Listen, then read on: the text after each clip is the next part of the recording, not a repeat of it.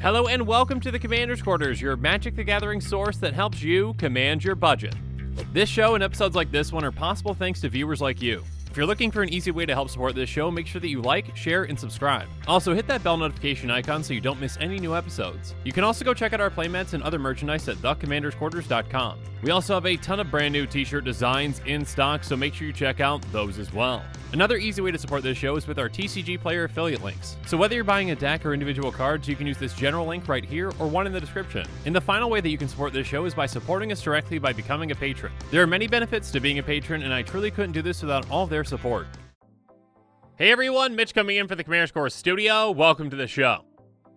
My goodness, this has already been a day, and it's not even lunchtime yet, at least where I'm at. Regardless, early this morning, I did an episode on Shadow of Mortality, and if you want to see what this 15-mana card does, well, check it out at some point. Not just yet, though. Also, don't go check out my episode on Angel of Anguish, where you will hear me say, "Whoa," because that's exactly what I thought when I saw this card if I was playing it. Anyways, don't watch that just yet either, because, well, also don't watch my episode on Tavit, my apologies if I'm mispronouncing that, Seller of Secrets, because I never thought this commander could exist, and I'm really excited about it, but still don't see that episode either, because you've got to stay tuned for this episode where it is literally raining cats and dogs. So, before we jump into this episode, make sure you blame Eddie in the comments below, because if I make any mistakes on this episode or any other episode, it's always Eddie's fault, even though all Eddie does is help. But still blame Eddie. Anyways, let's jump into it.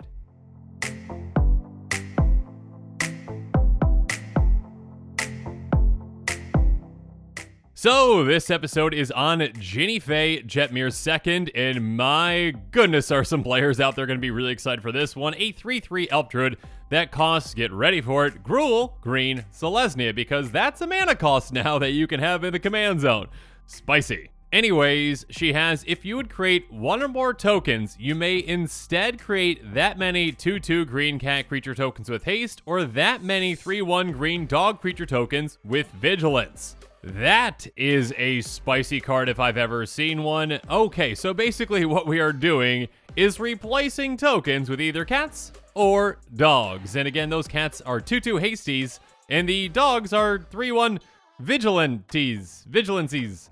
Whatever, blame Eddie. Now, obviously, yeah, it can just be really fun to have a cat and dog deck, maybe a cat tribal deck or a dog tribal deck, but replacing tokens with another kind of token can be a very powerful thing, and you can do some really, well, quite disgusting things with this. Keep in mind, this counts any kind of token. It does not specify creature token. It says if you create one or more tokens. So anything goes, essentially. Instead of making those tokens, you are either making cats or dogs, and yeah, I mean, you can hit hard with either. You can hit hard right away with those 2/2 hasty cats, or obviously you can keep some dogs back for blocking and be able to swing with them as well because of that vigilance. So yeah, you can dish out a lot of damage really quick with this kind of a commander, and again, it's a very low to the ground commander that you can get out quite early. So you can benefit really heavily from your token making effects, and we're going to be going through quite a few of them on this episode. And actually, like previous episodes where I talk about a commander, I do have a link in the description below with all the cards that I'm talking about in this episode because, well, many of you out there have been asking for that, and yeah, sometimes it can be very helpful just to have a list of those cards, because when certain commanders get spoiled that many players are excited about, and I think a lot of players are going to be excited about this one in particular, sometimes cards that work really well with that commander tend to go up in price quite quickly. So just in case you want to buy those cards sooner rather than later, there's your list. And with that said, let's jump into the cards. Now, the first card that I thought about when I saw this commander was most definitely Requiem Angel, and yeah, it is pretty easy to break this whole thing wide open with Requiem Angel and just one sacrifice outlet with your commander, or should I say free sacrifice outlet, and picture something like Goblin Bombardment. Anyways, Requiem Angel is a 5/5 flyer, but that doesn't matter. What does matter is whenever another non-spirit creature you control dies, put a 1/1 white spirit creature token with flying onto the battlefield. So yeah, with your token replacement effect, again, I did say that can be an incredibly powerful thing because you're basically like, oh, okay, one of my cats died. All right, well, that wasn't a spirit, so I get a 1/1 white spirit. But wait a minute, I would like a cat or a dog instead. Cool. Now that's not a spirit again, so again, if you've got that free sacrifice outlet in play, like say a Goblin Bombardment, you can just freely sacrifice that new cat or dog or whatever it is again and again and again, and just deal 1 damage each time. Obviously with Goblin Bombardment, there are other sacrifice outlets that do different things, or maybe you have an Impact Tremors in play with a sacrifice outlet. Regardless, you can essentially just keep looping this and making an infinite number of cats or dogs because they are never spirits. So yeah, if that's a direction you want to go, there are definitely combinations of cards that work very well with this commander that would fit into this deck, and yeah, you can just do some broken things with Requiem Angel. That being said, outside of those broken things, of course, you also can just get a ton of value out of cards like Anax, Arasta, and Wolverine Riders. Anax has, whenever it or another non-token creature you control dies, create a 1/1 red satyr creature token with this creature can't block if this creature had power 4 or greater, create 2 of those tokens instead. So now when any of your non-token creatures die, well, again, you would just be getting a 1/1 satyr that can't block, but instead, you can either choose a 2/2 cat with haste or a 3/1 dog with vigilance, which obviously is much better. Speaking of which, there's a Wrath of the Endless Web, which says, whenever an opponent casts an instant or sorcery spell, create a 1/2 green spider creature token with Reach, and yeah, I mean, Reach definitely can help you out in some scenarios if there's a lot of flyers on the board, but if not, yeah, go get yourself some hasty cats or some 3/1 vigilant dogs. Next up, Wolverine Riders says at the beginning of each upkeep, create a 1/1 green elf warrior creature token, and it does gain you life whenever elves come into play, but it's probably going to be worth it in a lot of situations instead of just gaining a few life to get bigger creatures like those 2/2 cats or 3/1 vigilant dogs. I mean, just consider if you are getting those dogs, again, this happens on each upkeep, so that's what, 4 3/1 dogs on each trip around the table? So that's what, 12 power in total that is vigilant? So yeah, I mean, you can just get a lot more value out of the new tokens that you can make instead. Speaking of which, of course, there are plenty of fantastic creatures with ETBs that make tokens as well, with things like Siege Gang Commander, Mir Battlesphere, and Phylath World Sculptor. Now, these can also be decision points because they do have extra abilities on, well, at least, ones like these, where they do, care about the actual creature type, but in some scenarios, you actually might want, your bigger cats or bigger dogs. For example, Siege Gang Commander says when it comes into play, you get 3 1/1 red goblin creature tokens. And yeah, for just 5 mana, getting a 2/2 plus, 3 3/1s or 3 3/2s, that's a ton of value. Now, if you do want to be able to sacrifice those creatures to ping, any target for 2, they need to be goblins, but still, it's good to have the option. Speaking of which, Mir Battlesphere says when it comes into play, you get 4 1/1 Mir, and yeah, instead of doing that, you could actually just make a bunch of cats or a bunch of dogs. Now, when Mir Battlesphere does attack, you can actually benefit from having Mir in play, but yeah, I'm actually probably just going to take the dogs instead. Give me 4 3/1s with vigilance, thank you. Speaking of which, there's Phylath World Sculptor, which also can make you a ton of creatures, in this case, some plants based on the number of basic lands you control, but those are just 0/1s, though yes, you can make them bigger with landfall triggers, but that does take some time, so hey, let's just get, 5, 6, 7, however many dogs or cats, and just, dish out a lot of damage more quickly. And then obviously we can have some enchantments that help us out in different ways as well, with cards like Assemble the Legion and Mirror March. Assemble the Legion says at the beginning of your upkeep, put a muster counter on Assemble the Legion, then put a 1/1 red and white soldier creature token with haste on the battlefield for each muster counter on it. I mean, yeah, 1/1s with haste are nice, but we can easily just improve this by making them 2/2 hasty cats, or, 3/1 vigilant dogs if we don't need that haste. And because those muster counters keep building and building and building, this can get out of hand really quickly. Speaking of which, Mirror March says whenever a non-token creature enters the battlefield under your control, flip a coin until you lose a flip. For each flip you won, create a token that's a copy of that creature. Those tokens gain haste, exile on the beginning of the next end step. So yeah, I mean, if you've got creatures that have powerful ETBs, again, with ones that, bring more creatures in play, great. Maybe you want to actually, for the coin flips that you won, make tokens copies of that creature. But instead, if you don't care about having a token copy of that creature really, you can just make those tokens into ones that are actually going to stick around with those cats and dogs, because those are not going to get exiled since you're replacing the token. So keep in mind kind of those tricky things that you can do with token replacement effects where, you don't have a downside on those tokens. For example, let's talk about some cards like Goblin Assault, Goblin Rabblemaster, and Rite of the Raging Storm. Goblin Assault says at the beginning of your upkeep, create a 1/1 red goblin creature token with haste, and goblin creatures attack each turn if able. And then Goblin Rablaster is very similar. It says, other goblin creatures you control attack each turn of Fable, and at the beginning of combat on your turn, create a 1/1 red goblin creature token with haste. Now, each of these actually work in a very similar way, especially for this deck, because, well, again, just having a 1/1 hasty goblin is, well, nice, but you're kind of just throwing it away in combat a lot of the time because it's forced to attack with these. But instead, we just have repeatable effects that make us cat or dog tokens that don't have to attack because obviously our cats and dogs aren't goblins, obviously. So then we have these low to the ground effects that make a lot of tokens throughout the game that are very valuable to us. In fact, a lot more valuable than just a 1/1 goblin. Next up, how about a card like Rite of the Raging Storm? It says, creatures named Lightning Rager can attack you or planeswalkers you control, and at the beginning of each player's upkeep, that player creates a 5/1 red elemental creature token named Lightning Rager. It has trample, haste, and at the beginning of the end step, sacrifice this creature. So again, yeah, sometimes it might be worth it to make that 5/1 trampling Lightning Rager that's hasty, but if you want it to stick around, well, maybe just get a 2/2 cat with haste instead, or a 3/1 dog instead. And obviously, you know, just having this in play is really fun to see your opponents attack each other with Lightning Ragers too.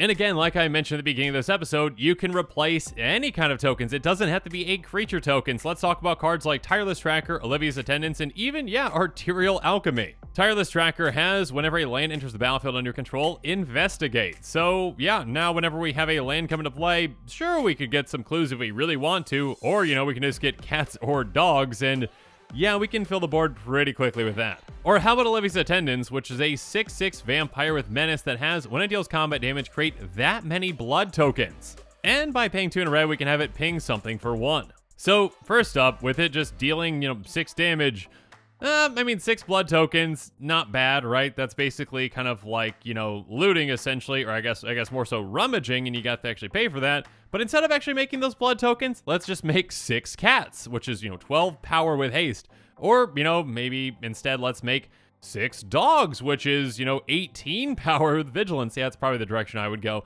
Yeah. Or, also just being able to pay 3 mana to essentially ping anything for 1 and also make a cat or a dog. And even Arterial Alchemy can be useful in this deck. It has, when it enters the battlefield, create a blood token for each opponent you have. So again, assuming 3 opponents are still around, that is, 3 cats or 3 dogs? So either 6 or 9 power, either hasty or vigilant? Yeah, that can be very impactful. Next up, you even might want to consider Brass's Bounty as a token replacement effect. It is a sorcery that says for each land you control, create treasure token. So this can give you an absurd amount of temporary mana. Now, obviously, treasure tokens are very valuable, and I would say a lot more valuable than either blood or glue tokens. But still, there are definitely going to be times when it's like, okay, I've got 7 lands. Okay, I could either get 7 treasures, which I could use for mana, or I could get 7 3/1 dogs with vigilance, or 7 hasty cats that are 2/2s. And of course, you can just straight up double up every single token that you have and then choose whatever you want with something like Second Harvest, which says for each token you control, create a token that's a copy of that permanent. So no matter what your tokens are, cats or dogs or whatnot, you just make a ton of, again, cats or dogs at instant speed for just 4 mana. Yeah, this spell is good. Of course, we also can just take advantage of, well, in these colors, we've got plenty of ways to make a lot of tokens at once with cards like, Secure the Wastes or Call of Coppercoats, which we can do so at instant speed. Secure the Wastes is already a very good card, and it says put X 1/1 white warrior creature tokens onto the battlefield. So, a bunch of 1/1s, great, but instead, how about a bunch of hasty 2/2s? Or again, just before your turn, a bunch of vigilant 3/1 dogs. So, yeah, that's probably what I'm going to do. And then Call of Coppercoats can actually take advantage of the number of creatures that your opponents have. It says choose any number of target opponents, create X 1/1 white human soldier creature tokens, or X the number of creatures those opponents control. And of course, the strive cost is 1 and a white, so yeah, essentially spend 7 mana and you make a token for every single creature all your opponents have if it's really worth doing that. And yeah, again, just having a 1/1 white human soldier creature token is nice, but give me a ton of 2/2 hasty cats, or again, a ton of 3/1 vigilant dogs. Next up, some other cards that you definitely are going to want to consider are cards that deal with tribal effects for either cats or dogs, with cards like Wasali Slingers, Rio Caracal, and even Pack Leader. Wasali Slingers is an incredible card in this kind of a deck. It says whenever it or other cat enters the battlefield under your control, you may destroy target artifact or enchantment. So yeah, this is basically what Aura Shards, is that what that card is? Basically just for all your cats, so you say, okay, I'm going to make a ton of tokens, alright, they're going to be cats, and goodbye to every single one of your artifacts and enchantments. And then Rio Caracal has other cats you control get +1/+1 and have lifelink, and when it enters the battlefield, you get 2/1/1 white cat creature tokens with lifelink. But, you know, instead we could actually either just make those 2/2 hasty cats or, you know, 3/1 vigilant dogs if we really want to. But yeah, having an Anthem like this can be very impactful, making your cats essentially into 3/3s, and again, lifelink that can pad our life total a ton. Or how about Pack Leader, which is going to give other dogs we control +1/+1, so again, making them into 4/2s, and more importantly, whenever it attacks, prevent all combat damage to be dealt this turn to dogs you control. So now our 4/2 vigilant dogs can just swing out freely because they're going to have their damage prevented to them, so have fun just dishing out a ton of damage to your opponents.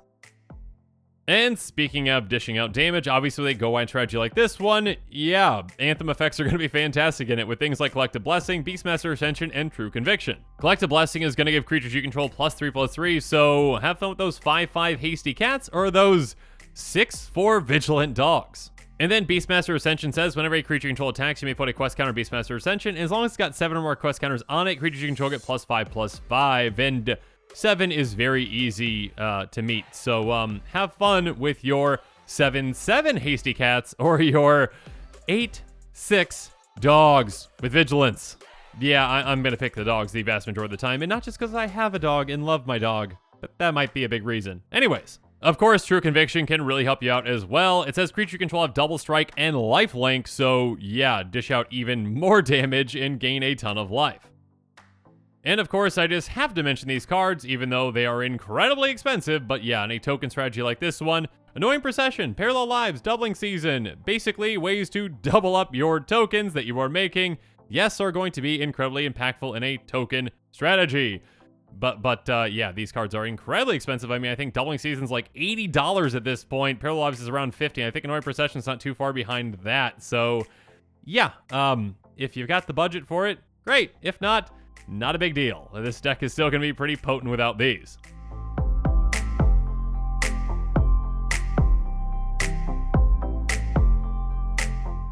But now as this episode is coming to a close, it's time for me to give you my final thoughts on Jinnie Fay, Jetmir's second. And actually, I probably should have mentioned this really quick. Does anyone else find it weird when you're on a Magic plane and there are like humanoid cats like Jetmir, but then there's also like regular cats, or again like humanoid dogs and then regular dogs? Like that just seems very strange to me. I mean, I might be the only one. Okay, that aside, anyways, I think a lot of players are going to be very excited about this commander. I mean, anytime you have a commander that makes cats and dogs, yeah, players get excited about that. But yeah, the token replacement effect on this is quite powerful. And again, you can do some really powerful and really busted things with this. And I think players are just going to have a great time with it. So yeah, this is a spicy commander, and there are plenty of other spicy commanders from this set and other spicy cards too. So make sure you check out my other episodes from today and yesterday and last week. There's a lot of really exciting cards from this set so far, and there's going to be even more coming out, I am sure. So make sure to look out for even more quick takes. And with that, the show is coming to a close, so it's my turn to hear from you. So in the comments below, let me know your thoughts on this episode are, and as always, thanks again and have a good one.